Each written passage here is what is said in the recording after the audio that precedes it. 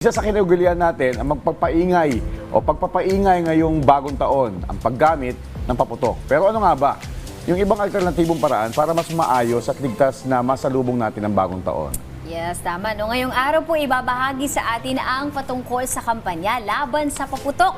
Makakapanayan po natin ang toxic campaigner of Ban Toxics na si Sir Tony Dizon. Welcome back po dito sa Rise and Shine Pilipinas, Sir Tony. Good morning, ka-RSP dyan, Ma'am Leslie and Sir Joshua. Sir Tony, good morning. Kailan lang po nagkaroon po kayo na activity campaign tungkol sa kampanya Iwas Paputok? Kasama niyo po yung ilang kaguruan, estudyante at ilang representante from DOH, BFP, PNP at Barangay Payatas ng, o iba rin nga mga LGU. Kamusta po yung naging takbo ng kampanyang ito at ano po ba yung purpose nito? Ano yung layunin? Tama yun, no? Maaga natin itong inilunsad kagad. Actually, mas ahead nga tayo na ginawa ito kumpara dun sa last year natin na pagsasagawa ng ganitong klaseng kampanya dahil nga ang gusto nating maabot talaga ay yung ating mga kabataan o yung mga bata, mga estudyante, dahil nga sila yung pangunahing naapektuhan, nagiging biktima nitong mga paggamit ng mga paputok. Kaya po, naging matagumpay tayo, umikot tayo doon sa palibot ng mga communities na malapit doon sa paaralan para mas mahikayat pa din natin, even yung mga magulang.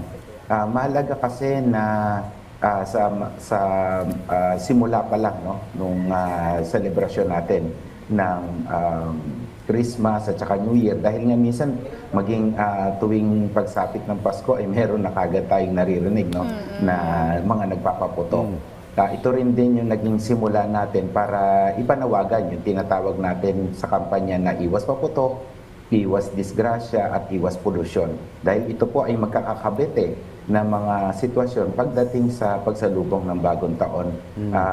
Yan din yung naging hudyat natin para simulan din yung monitoring natin na ginagawa, no? Taon-taon talaga minomonitor natin kagad yan, yung mga pagbibenta ng mga paputok, lalong-lalo na po yung mga illegal. At syempre, para mas mahikayat pa natin yung mga communities na magsagawa rin ng mga kapareho na mga awareness para mas lalong maingganyo pa yung ating mga kababayan. Ayun. Sir Tony, ano na nga may mga nasa 125 na yung naapektuhan po ng mga paputok. Tapos may isa pa na balitang na namatay, nasawi. No? Kumusta naman po ba yung mga naging preparations po sa kampanyang ito? Yung mga activities po na naibigay, ano-ano po ba ito?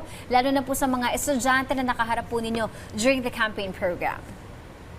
Nung sinagawa natin itong paglulunsad ng kampanya, mas hinikaya talaga natin yung mga bata. Nagbigay tayo ng ilang mga tips doon kung paano, ano yung mga klase ng mga paputok. Total, taon-taon naglalabas ang Philippine National Police ng mga listahan ng mga klase ng mga ipinagbabawal na paputok. Maganda kasi makumbinsi talaga natin yung mga bata na wag nang gumamit ito.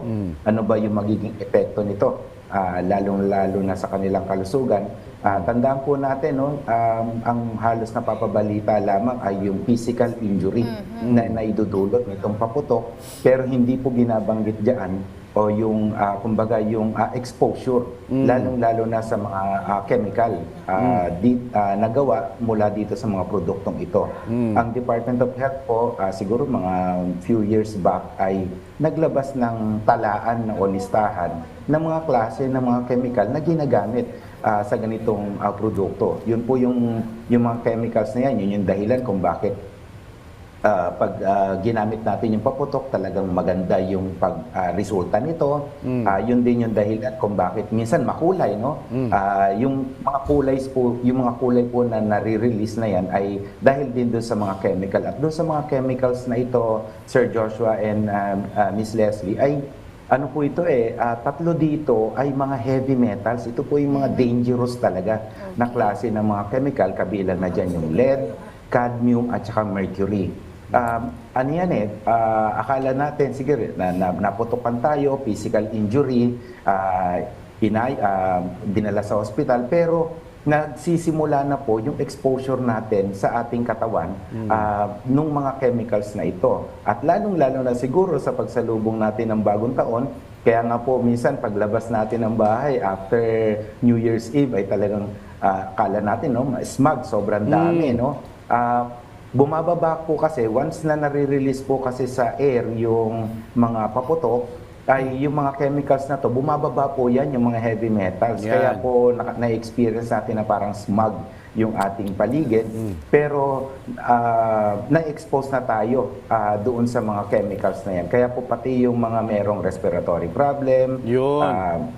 conditions, ipinagbabawal po talaga na lumabas sila ng bahay dahil malalanghap po talaga nila ito.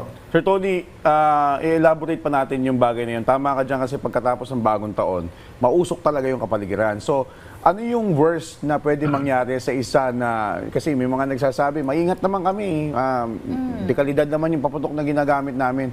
Ano yung worst na pwede mangyari dun sa, lalo na sa mga bata o yung sa mga may mga matatanda rin naman, na malanghap nila yung usok? Kasi grabe yung usok na ini-emit niyan pagka nagpapaputok, even yung mga fountains lang Ano yung worst na pwede mangyari sa kanila, health-wise?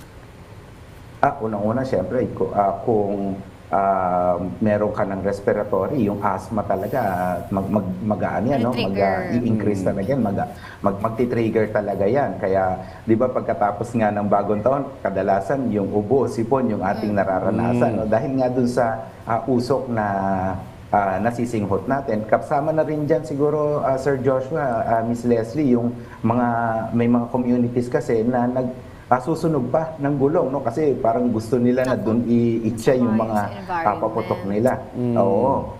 Ano yan talagang respiratory condition talaga.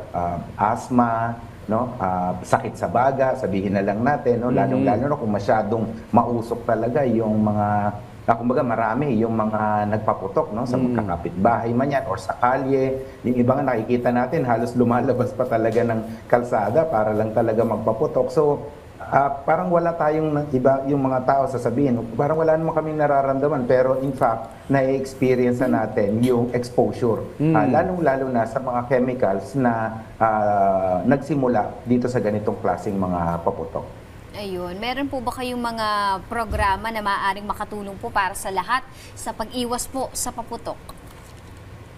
Tama yan, Miss Leslie. In fact, dun sa ating nilaunch na campaign, sinama na natin pati yung mga tinatawag na alternative noisemaker o yung mga alternatibong ligtas na mga pampaingay.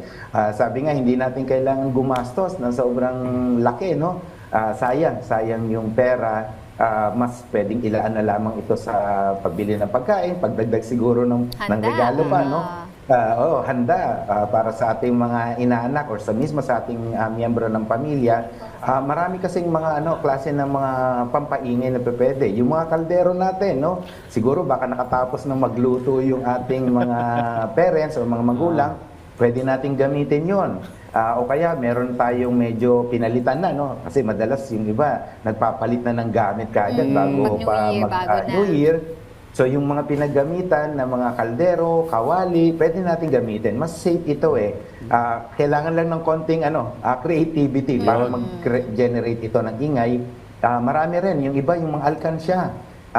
Di ba, kadalasan pagka New Year, babasagin daw ito or bubuksan. Pwedeng yung kung may laman, i-shake na lang nila, mga shakers na tinatawag. Doon sa mga ilang mga karatig probinsya natin, usong-uso yung mga marakas na gawa sa tansan o kaya nilalagyan ng bato. Pagtapos ka na yung mga parents natin, tapos nang gumawa ng mga salad, ganyan. O yung mga lata na natira na yon, pwedeng lagyan ng mga pebbles o kaya mga bato na maliliit, pwede pa rin. O kaya barya. Kasi usong-uso naman, maglagay ka rin ng maraming barya sa katawan. Sa pagsalubong ng bago taon, pwede pa rin maging shaker. Yung torotot, isa pa rin kasi din siya yung torotot sa alternatibong, sabi nga, mas ligtas kumpara sa paggamit ng paputok. Maging maingat lang po talaga dun sa bibilihin natin na klase ng torotot. Dahil karamihan po ng mga torotot na mabibili natin ngayon o makikita, ay gawa na po talaga halos lahat sa plastic. Kaya po mas maging maingat tayo. Safe pa rin siya, pero pag-ingatan po natin kasi mas isinusubo po ito sa bibig. So, ibig sabihin, mas malapit na talaga sa exposure kung sakali man po na may taglay ito ng mga nakalalasong chemical. Okay naman maging masaya, basta mahalaga, ligtas. Yan. Muli maraming salamat sa iyong oras, Sir Tony Dizon. Maraming salamat po at Happy New Year mga ka-RSP. Happy New Year, Sir Maraming Tony. salamat po.